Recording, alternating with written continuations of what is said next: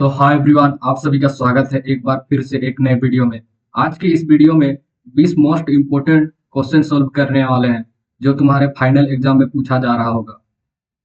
इससे पहले अगर तुमने हमारा पिछला वीडियो यानी कि 1 से 120 के बीच पूछे जाने वाले मोस्ट इम्पोर्टेंट क्वेश्चंस को नहीं देखे हो तो वह तुम्हें इस वीडियो के अंत में प्रोवाइड किया जाएगा। अब आते हैं क्वेश्चन नंबर 21 के लिए, जिसमें तुम्हें पूछा गया है निम्नलिखित में से कौन दो गुणसूत्र मिलकर नए शिशु के रूप में विकसित होता है। तो तुम्हें यहाँ पूछा गया है नर शिशु, तो तुम्हें पता होनी चाहिए लड़का में दो गुणसूत्र पाए जाते हैं, पहला है एक्स, दूसरा है वाई। और लड़की में दो गुणसूत्र पाए जाते हैं, वो है डबल एक्स। और सेक्स करते समय अगर लड़का से अगर वाई गुणसूत्र और लड़की में से एक्स गुणसूत्र आकर मिल जाए तो उससे एक्स वाई गुणसूत्र हो जाएगा, जिससे नर उत्पत्ति होगी। और अगर लड़का में से एक्स गुणसूत्र आ जाए सेक्स करते समय और लड़की में से भी एक्स गुणसूत्र आ जाए सेक्स करते समय, तो इससे नारी की उत्पत्ति होगी। और तुम्हें इसमें पूछा गया है नर की, तो नर का गुणसूत्र होगा, ऑप्शन ए है डबल एक्स। डबल एक्स नहीं होगा नर के लिए, डबल एक्स होता है लड़की के लिए, नारी के लिए। अब सेकंड है एक्स वाई, तो तुम देख सकते हो एक्स वाई, जो कि इसका सही आंसर है, नर उत्पत्ति होगा। अब किसी का मन में विचार ये नहीं आ रहा होगा ना कि अगर लड़का में से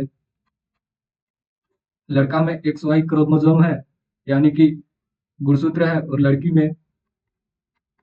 में डबल एक्स, और तुम्हारे मन में ये विचार नहीं आ रहा होगा ना कि लड़का में से अगर एक्स क्रोमोसोम आया और लड़की में से डबल एक्स क्रोमोसोम आया यानी कि ट्रिपल एक्स।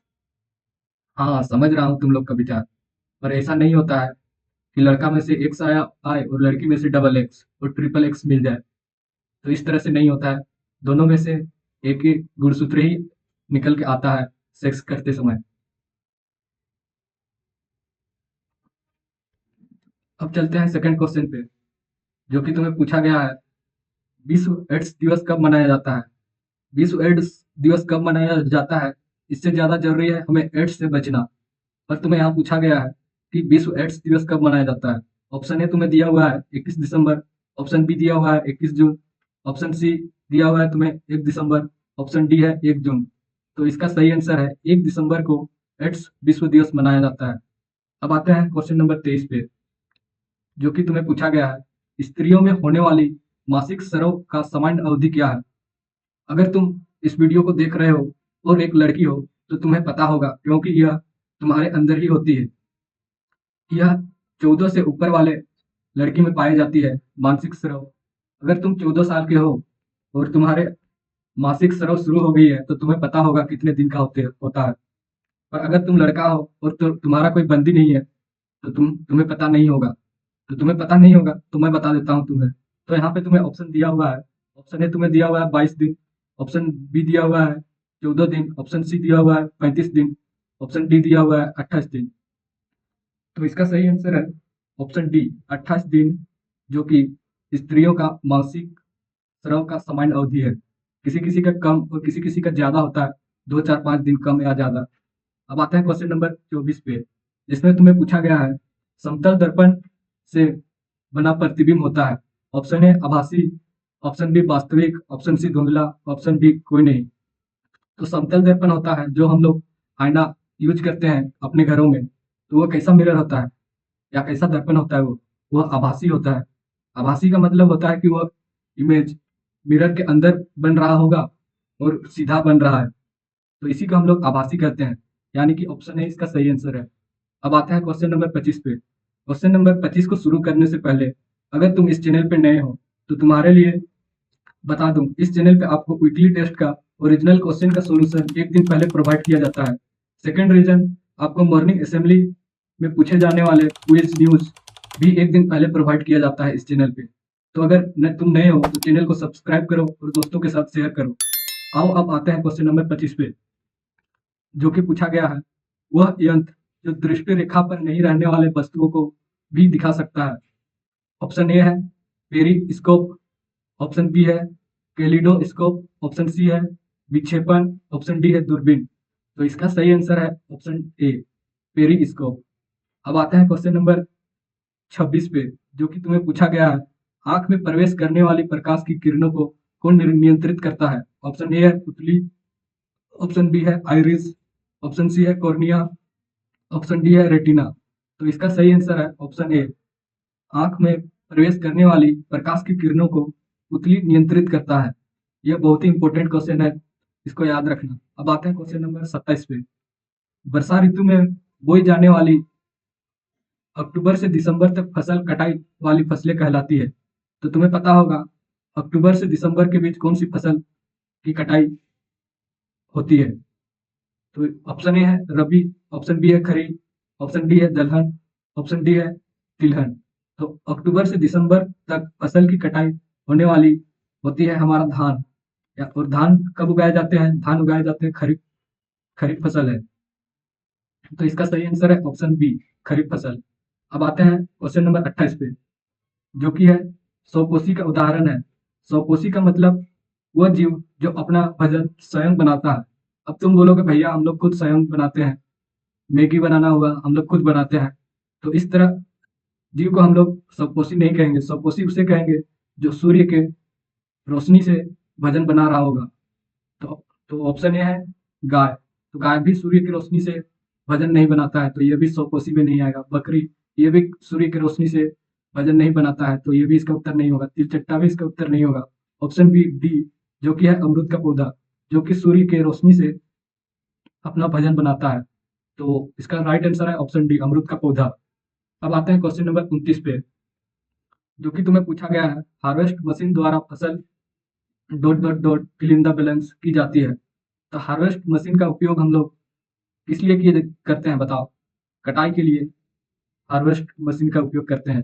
तो इसका सही आंसर है ऑप्शन सी, कटाई के लिए हम लोग हार्वेस्ट मशीन का उपयोग करते हैं। अब आते हैं क्वेश्चन नंबर 30 पे। बड़े शहरों में रात्रि में चांद, तारे, ग्रह, उपग्रह क्यों नहीं दिखाई देते हैं? ऑप्शन ए है उन्हें कोई नहीं देखता है। अरे भाई कैसा ऑप्शन है, ऐसा थोड़े होता है कोई नहीं देखता है चांद को। सेकंड ऑप्शन दिया हुआ है बड़े शहरों में विद्युत छज्जा में छिप जाती है। अरे भाई कैसा रीजन है, ये सही नहीं होगा। ऑप्शन सी है धूल धुएं से भरे आसमान में खो जाते हैं। ये सही है। तुमने देखा होगा शहरों में कितना धूल उड़ते रहता है, प्रदूषण, मशीनों का प्रदूषण, गाड़ी का प्रदूषण, जिसके कारण आसमान में धूल जम जाता है, जिसके कारण रात में चांद, तारे, ग्रह, उपग्रह नहीं दिखाई देते हैं। यानी कि ऑप्शन सी इसका सही आंसर है। अब आते हैं क्वेश्चन नंबर 31 पे। सबसे दूर का ग्रह कौन है? ऑप्शन ए है नेपच्यून, ऑप्शन बी है शुक्र, ऑप्शन डी है शनि, ऑप्शन डी है इनमें से कोई नहीं। तो इसका सही आंसर है ऑप्शन ए, नेपच्यून, जो कि सबसे दूर ग्रह है। ये याद रखना, ये बहुत ही इंपॉर्टेंट क्वेश्चन है। अब आते हैं क्वेश्चन नंबर 32, जो कि तुम्हें पूछा गया है खगोलीय पिंड की दूरी किस इकाई से मापा जाता है? यानी कि जैसे कि चांद हुआ, ग्रह हुआ, उनके बीच की दूरी को किस यूनिट यानी कि किस इकाई में मापा जाता है? ऑप्शन ए दिया हुआ है प्रकाश वर्ष, ऑप्शन बी है मीटर, ऑप्शन सी दिया हुआ है किलोमीटर, ऑप्शन डी है सेंटीमीटर। तो हम लोग से आसमान की दूरी यानी कि आसमान की दूरी या फिर ग्रह उपग्रह की दूरी का यूनिट होता है प्रकाश वर्ष। प्रकाश वर्ष, यानी कि ऑप्शन ए इसका सही आंसर है। अब आते हैं क्वेश्चन नंबर 33 पे। किस घर्षण की उपेक्षा समर्पी घर्षण कम होता है? ऑप्शन ए है स्थैतिक घर्षण, ऑप्शन बी है लेटनिक घर्षण, ऑप्शन सी है दोनों, ऑप्शन डी है इनमें से कोई नहीं। तो इसका सही आंसर है ऑप्शन ए स्थैतिक घर्षण। अब आता है क्वेश्चन नंबर 34 पे। तरल में गति करने वाले उचित आकार देकर बल किया जा सकता है। तो तरल में गति करने वाले वस्तु की उचित आकार देकर, यानी कि वस्तु को हम लोग छोटा करके या फिर कुछ साइज में परिवर्तन करके हम लोग उसका घर्षण बल कम कर सकते हैं। यानी कि ऑप्शन बी इसका सही आंसर है। अब आते हैं क्वेश्चन नंबर 35 पे, जो कि तुम्हें पूछा गया है किस आकृति की वस्तु पर तरल घर्षण कम होती है? यानी कि इनमें से कौन सी वस्तु है जिसको हम लोग पानी में चलाएं तो वो आसानी से चल सकता है, या फिर तुम बोल सकते हो उसमें विरोधाभास बल कम लगे। तो पहला ऑप्शन है आयतकार। तो आयतकार में भी तुम देख सकते हो इस तरह आयतकार होती है, इसमें भी तुम देख सकते हो घर्षण बल जो कि ज्यादा लगता है जल में। ऑप्शन बी दिया हुआ है वर्गाकार, तो वर्गाकार में भी घर्षण बल ज्यादा ही लगेगा। ऑप्शन सी हुआ है दिया हुआ है नौकाकार, तो नौकाकार सही है ऑप्शन सी। तुम्हें पता है जल में नौका किस तरह से चलती है, जिसमें कम बल लगाना पड़ता है और आसानी से चल पाता है, तो उसमें कम घर्षण लगता है, यानी कि ऑप्शन सी इसका सही आंसर है। अब आते हैं क्वेश्चन नंबर 36 पे। प्रथम पूर्ण रूप से संश्लेषित रेशा किसे कहा जाता है? ऑप्शन ए रेशम, ऑप्शन बी है नायलॉन, ऑप्शन सी है रेयॉन, ऑप्शन डी है पोलिस्टर। तो इसका सही आंसर है ऑप्शन सी रेयॉन। अब आते हैं क्वेश्चन नंबर 37 पे। निम्न में से किस धागे की मजबूती सबसे अधिक होती है?